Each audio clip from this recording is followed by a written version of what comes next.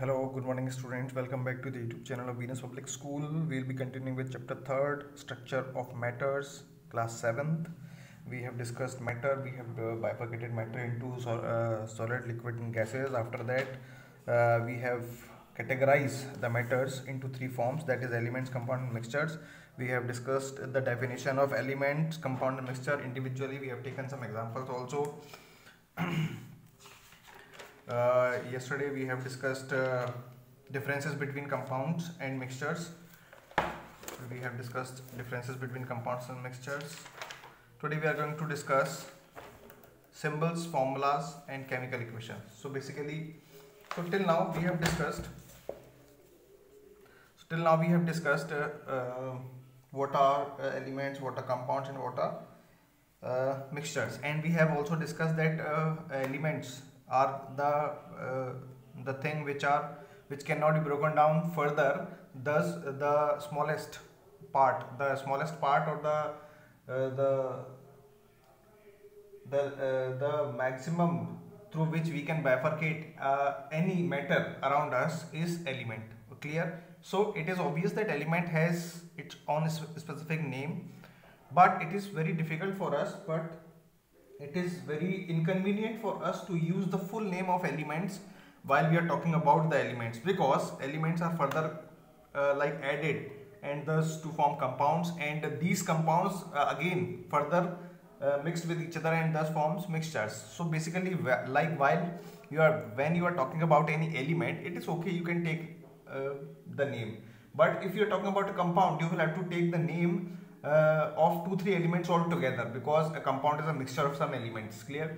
And even if you are talking about mixtures, then you will have to take many of the elements, many of the elements all together as a mixture. So it is very inconvenient to use the name of those elements, those basic entities, those primary entities everywhere. Clear?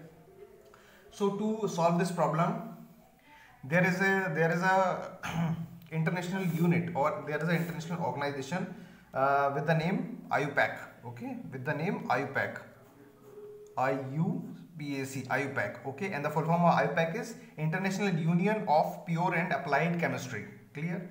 There is a department with the name IUPAC, and the full form of IUPAC is International Union of Pure and Applied Chemistry. Okay, so they have standardized, they have provided some standard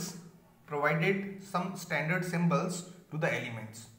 Okay, to all the elements till now we have found are given some international standard symbols. Okay, and everywhere in the world, anywhere in the world, these standard symbols are being used. Clear? These symbols are being used. So which helps us to study the chemistry in a very simpler way. Clear? In a very simpler way, and it also helps us to memorize the chemical equations, chemical relations, or chemical processes very easily. Clear? So let us understand how they have standardized the names, how they have given the names to the elements, given the symbols to the elements, as elements are also having their names, already having their names. So there are some rules. They have some rules to give the name to a particular element. Clear? So let us understand what are these rules, and let us discuss one after other. So the first rule says whenever you are writing the symbol for an element, what you will do, you will use the first letter of that particular element in capital. Okay, first letter of the element in capital. First of all, you will have to use first letter, and that too in capital. In capitals you will have to write it. Clear? Like if hydrogen is an element, hydrogen, then first letter would be H. If oxygen is an element, then first letter should be O. If carbon is an element, first letter should be C. Clear? Right? If boron is an element, First letter should be B, and it should be in capital letters. Okay, this is the first rule, that whatever the chemical name is there, whatever the element is having the name, first letter of that particular element should be used as a symbol, and it should be in capital letters. Clear? Number one, rule number one. Rule number two says, if more than one element have a same letter as its beginning, then there would be confusion that what should be done. So the second rule says, if more than one element having same first letter or the beginning letter is same, then you will have to use the second letter, okay, of that particular element as in the symbol. So which says the element should have a name having only two letters, one letter or could be two letters. It could be having one letter or could be two letters. Number one, first letter should always be capital, second letter would always be small, and we can give the name to the symbol, to the elements which are having same beginning letter. Clear? Like for an example, aluminium. Okay, aluminium begins with A. Okay, and argon, ARGON, argon. Okay, so aluminium and argon are two elements having starting with A. So we are not able to give them. Aluminium and argon are two. So second rule says if any two elements having same beginning letters, then along with the beginning letters we can use the second letter also, and that would be in small letters. Okay, so aluminium is AL and argon is AR. Clear? Similarly, barium and boron. Okay, BARIUM, barium, and BORON, boron. Clear? Two elements begins with same letter B, but B would be used in capital, and BA.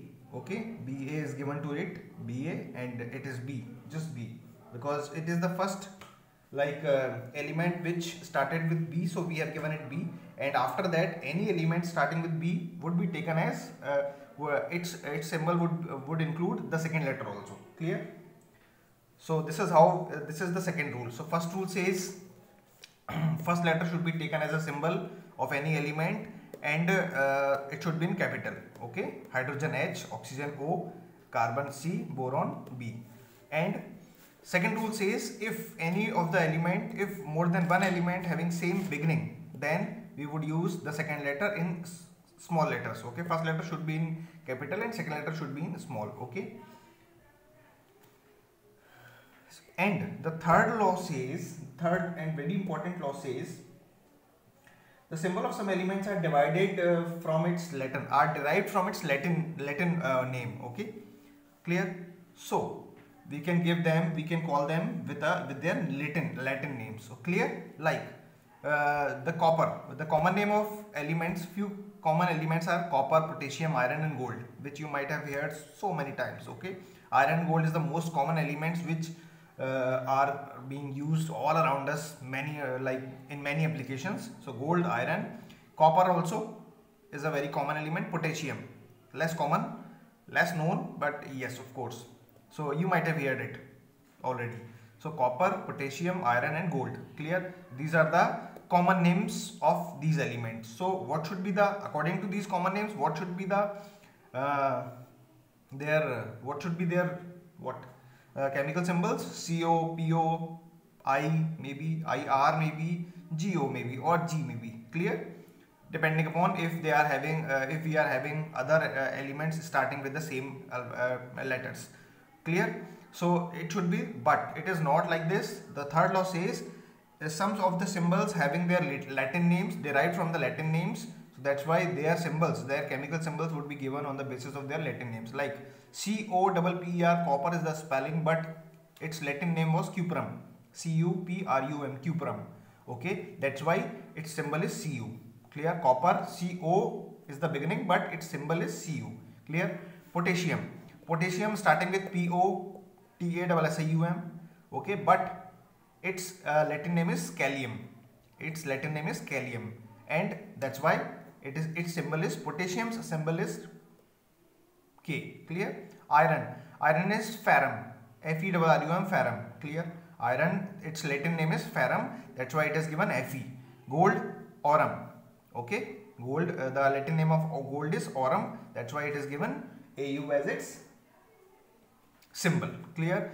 So this is how all the elements, all 100 elements so far we have discovered, we have identified, and few more elements are in research.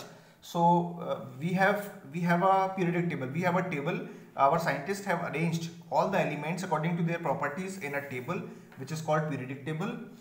And this periodic table, like in this periodic table, every element is arranged and written in the form of symbols only. Okay, so all the elements are arranged and their symbols are written over there. So you can go through it, you can use your internet and you can see Google images, you can see, and you can verify, you can see the periodic table. Over there you will find all the elements, all the, till now so far we have whatever elements we have discovered so far are there in the table, and you can see the nomenclature or naming of symbol, naming or how they have given the names to the symbol, to the elements in the form of symbols. You can verify it. Clear? Few of the examples we have already discussed. Clear? Tomorrow we will discuss what are chemical reactions. Clear? Thank you so much.